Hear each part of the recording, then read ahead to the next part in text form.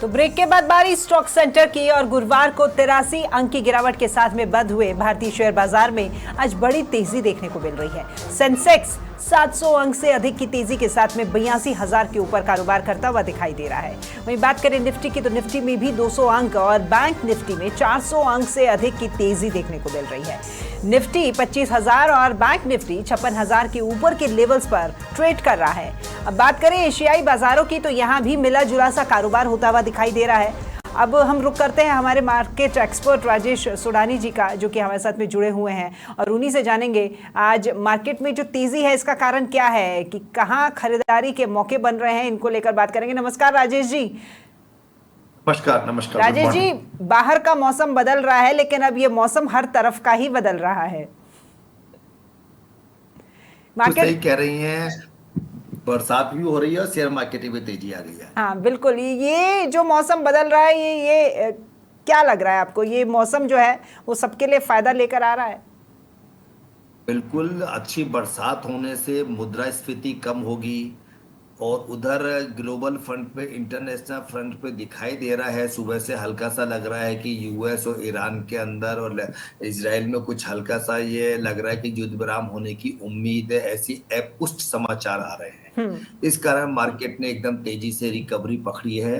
हम लोगों ने कल भी जो लेवल दिया था उस लेवल के ऊपर आते ही निफ्टी ने इमीडिएटली 125-150 पॉइंट की तेजी दे दी। तो वो लेवल बहुत इंपॉर्टेंट लेवल अपन लोगों ने कल भी डिस्कस किया था। ठीक है, तो अभी निफ्टी के लिए कौन से ऐसे इंपॉर्टेंट लेवल्स हैं जो कि निकलकर सामने आ रहे हैं? क्या ये तेजी टिकाऊ साबित होगी, आपको क्या लगता है? कि क्या है कि कल और परसों 2 दिन बाजार में छुट्टी है, तो अभी ट्रेडर जो है या पोजिशनल ट्रेडर भी लॉन्ग पोजीशन को कैरी कम करना चाहेगा। तो अभी इस चूंकि निफ्टी एकदम 25, निफ्टी फ्यूचर 25,050, 25,060 हो चुका, तो इस लेवल पे हमको कुछ नहीं करना चाहिए। इस लेवल पे अपन मंडे डिसाइड करेंगे। लेकिन अगर अभी ड्यूरिंग द मार्केट टाइम्स दोबारा से 24,970, 980 आता है तो 24,980 पे बाइंग करेंगे 24,950 के स्टॉप लॉस के साथ, यानी खाली 30 पॉइंट के स्टॉप लॉस के साथ अपन दोबारा से बाइंग करेंगे। तो अपने को काम होते होते या मंडे दोबारा से तेजी मिल सकती है। ठीक है राजेश जी, और दूसरे सेक्टर्स की अगर हम बात करें तो आज रियल्टी सेक्टर में दमदार मजबूती देखने को मिल रही है। साथ ही पीएसयू बैंकिंग शेयर्स में भी हल्का सा पॉजिटिव मोमेंट जो है वो बना हुआ है। क्या यहां से लॉन्ग टर्म निवेश की कोई कहानी बनती हुई आपको नजर आ रही है?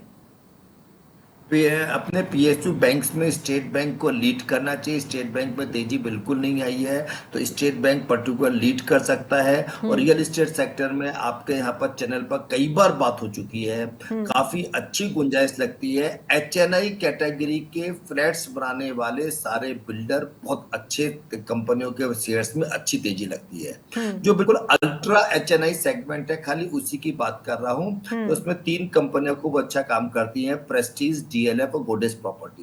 तो इन तीनों के शेयर्स हर घटने पर लेने चाहिए। ठीक है राजेश जी, एचडीएफसी बैंक की आपने बात की, तो इसकी जो सब्सिडियरी है एचबीडी फाइनेंशियल सर्विसेज, ये भारत का सबसे बड़ा एनबीएफसी आईपीओ लेकर के आ रही है। अब ये जो इशू है ये 25 से 27 जून के बीच में ये खुलेगा। क्या इस आईपीओ को लेकर के निवेशकों को अब तैयार रहने की जरूरत है?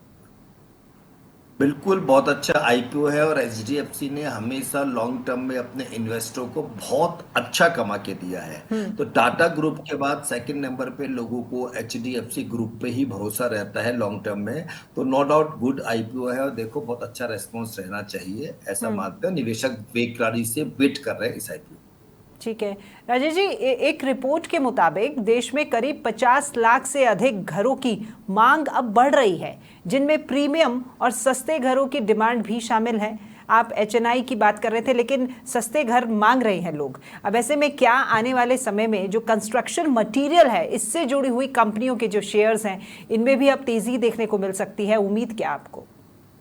देखिए, ऐसा है कि मैं एचएनआई सेगमेंट की जो बात कर रहा था वो मैं उसकी कंपनी के शेयर प्राइस के लिए कर रहा था। एचएनआई सेगमेंट बहुत लिमिटेड, बहुत कम परसेंटेज है। आम भारतीय को तो अपनी जरूरत का ही मकान चाहिए। तो उसमें मेरा ये मानना है कि अभी जमीनों के भाव बहुत ज्यादा हो गए। मैं अक्रॉस द इंडिया की बात नहीं कर सकता, बम्बई, दिल्ली, अपना नॉर्न अपना जो है, और इधर जो जयपुर के आसपास में, तो वहां जमीनों के भाव पे मेरे को यहाँ पर एक बार ठहराव लगता है। तो उन कंपनियों में, छोटी कंपनियों में, एनबीसीसी है भारत सरकार की कंपनी, ये अच्छी परफॉर्मेंस कर सकती है। तो छोटे फ्लैट्स में नो डाउट काफी डिमांड आएगी, और उन फ्लैट्स के अंदर जो डेली काम आने वाली चीजें हैं, देखिए एकमात्र सेक्टर जो शेयर मार्केट और फाइनेंस मार्केट के बाद है वो रियल एस्टेट सेक्टर है, जो करीब करीब 55 इंडस्ट्री को रोजगार देता है। 55 industry direct indirect real estate sector पे जुड़ी हुई है, तो काफी फायदा होगा। बस सिर्फ मेरा प्राइस कंसर्न है छोटे सेगमेंट में, अल्ट्रा एचएनआई सेगमेंट में प्राइस कंसर्न फिलहाल नहीं है। बाकी डिमांड रहेगी, और रियल एस्टेट से संबंधित, कंस्ट्रक्शन संबंधित कंपनियों में डिमांड अच्छी रहेगी। ठीक है राजेश जी, जियोपॉलिटिकल टेंशन के बीच में निवेशक रिस्क लेने के मूड में नज़र नहीं आ रहे हैं। जैसा कि हमने इस सेगमेंट की शुरुआत में भी आपसे, जब मैंने मौसम की बात करी थी, तो आपने बता ही दिया था। लेकिन इसकी जो गवाही है वो स्मॉल कैप इंडेक्स में भी जो गिरावट आ रही है उससे देखने को मिल रही है। अब ऐसे में क्या ये गिरावट आने वाले समय में और बढ़ेगी, या फिर निवेशकों को का जो भरोसा है वो वापस लौट पाएगा इसको लेकर क्या कहेंगे आप?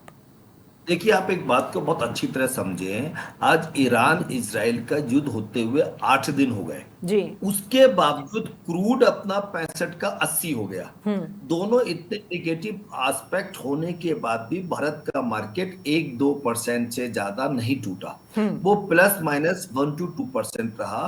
तो निवेशकों ने जनवरी फरवरी में काफी नुकसान खाया था मिड कैप स्मॉल कैप में, तो वो नो डाउट घबराए हुए हैं, लेकिन इस लेवल पे बेचने को भी तैयार नहीं है। इसी कारण मार्केट में मंदी नहीं आई है। तो अगर ये ईरान इजराइल वाला मामला 2-4-5 दिन में कुछ इसका एक कॉन्क्रीट डिसीजन आता है, तो मार्केट में रिकवरी, बहुत शार्प रिकवरी आएगी। इन्वेस्टर्स पैसे लेके बैठे हैं, इस लेवल पे उनको बेचना नहीं है, वो क्लियर ट्रेंड का वेट कर रहे हैं खरीदने के लिए, बेचना नहीं चाहते। तो ओवरऑल लॉन्ग टर्म मार्केट अच्छा है, फिलहाल वेट एंड वॉच कर रहे हैं लॉन्ग टर्म इन्वेस्टर्स। ठीक है राजेश जी, भारत का जो दोस्त है, मित्र देश रूस, मंदी के किनारे पर आकर के खड़ा है। वहाँ की जो इकोनॉमी मिनिस्टर हैं उनका कहना है कि देश मंदी के बेहद करीब है।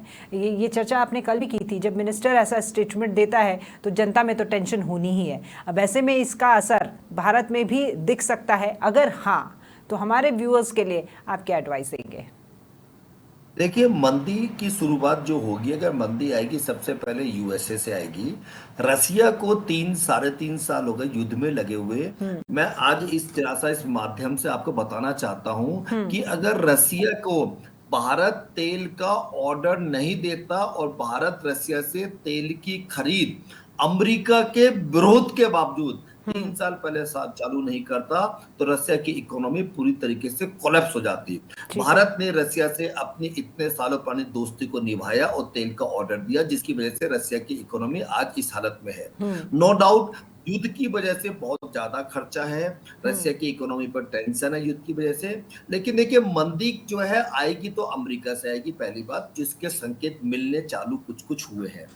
अब जब मंदी दुनिया में आएगी तो भारत इससे अछूता नहीं रहेगा। भारत पर भी इम्पैक्ट होगा, लेकिन हम पे सबसे कम इम्पैक्ट होगा, क्योंकि हमारे यहाँ पे 80% आइटम्स में कंज्यूमर्स आप और हम खुद ही हैं। तो इंडिया के लिए, भारत के लिए बहुत अच्छा मौका रहेगा साइन करने का। पूरी दुनिया में बिना भारत के आज की तारीख में कोई भी आर्थिक स्थिति, आर्थिक बातें नहीं हो सकती। हम लोग बहुत ज्यादा ग्लोबली, हम लोग सेंट्रल पॉइंट पे हैं। तो वैसे हम ये प्रार्थना करेंगे मंदी नहीं आए, लेकिन आएगी तो पहले यूएसए से आएगी और फिर पूरे दुनिया में आ सकती है। भारत पर भी असर होगा, मैं ऐसा नहीं कह रहा कि असर नहीं होगा, लेकिन हम पे सबसे कम असर होगा, और हम इस ऐसे अवसर को हम चूकेंगे नहीं, और उसको कब्जा करके दोबारा दुनिया के अंदर हम तेजी से आगे बढ़ेंगे। ठीक है राजेश जी, अब हमारी सेगमेंट के उस आखिरी क्वेश्चन की, उस सवाल की जो सबसे अहम रहता है हर बार इस पूरे माहौल में, आज के लिए आपका सबसे पसंदीदा निवेश का जो आइडिया है वो आप हमारे व्यूअर्स को बताएं। देखिए जी टीवी अपन लोगों ने पहले 130 में बताया था, उसका 142-43 हो गया था। अभी जी टीवी 127-28 के भाव में पोजिशनली भी बहुत अच्छा है, क्योंकि जी टीवी का मैनेजमेंट 131-32 रुपए के रेट में खुद अपना पैसा डाल रहा है। तो जी टीवी को 126 से 128 रुपए के अंदर ले सकते हैं, और जी टीवी के अंदर 5 से 10% की तेजी एक महीने के अंदर मिलने के पूरे चांस हैं। स्टॉप लॉस केवल 2% का है। वही जैसा कि आपको पता है कि एज पर सेबी नॉर्म्स मेरा भी जीटीवी में निवेश है, मेरा मेरी फैमिली का, मेरे प्रिय मेंबर्स का निवेश है, तो ये स्टैंडर्ड डिस्क्लेमर है। चलिए ठीक है राजेश जी, बहुत शुक्रिया आपका हमारे साथ में जुड़ने के लिए और हमारे तमाम दर्शकों को ये राय देने के लिए। तो देखिए आज की गोल्डन टिप यही कि आप जीटीबी की ओर बढ़े और वहीं पर आप निवेश करें। फिलहाल स्टॉक सेंटर में इतना ही। नमस्कार।